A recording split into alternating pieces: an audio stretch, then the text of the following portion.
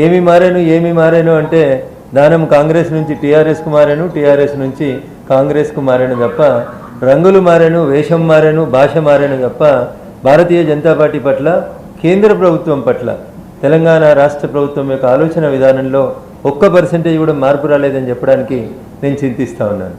కుర్చీలు మారినాయి, ఏ side agri. అప్పుడు కేసీఆర్ అటు కూర్చొని తిడుతుండే, బట్టి గారు ఇటు కూర్చొని బాధపడుతుండే. ఇప్పుడు బట్టి గారు అటు కూర్చొని తిడుతున్నాడు, కేసీఆర్ ఇటు కూర్చొని బాధపడుతున్నాడు.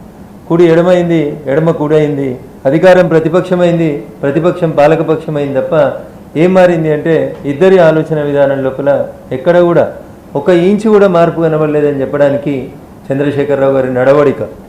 88 మంది ఎమ్మెల్యేలను ఇచ్చిన తర్వాత కాంగ్రెస్ పార్టీకి వెళ్ళి 12 మంది ఎమ్మెల్యేలని 20-30 కోట్లు పెట్టి కొనుక్కున్నాడని, ఇది రఘునందన్ రావు మాట కాదని. I'm quoting the words of honourable legislator from Munugode, Mr. Komatreddy Rajagopal Reddy. Yesterday while he was talking to the media, he says that KCR purchased our Congress MLAs with a cost of 20 to 30 crores. But whereas Congress is purchasing TRS MLAs with a cost of only 5 to 6 crores.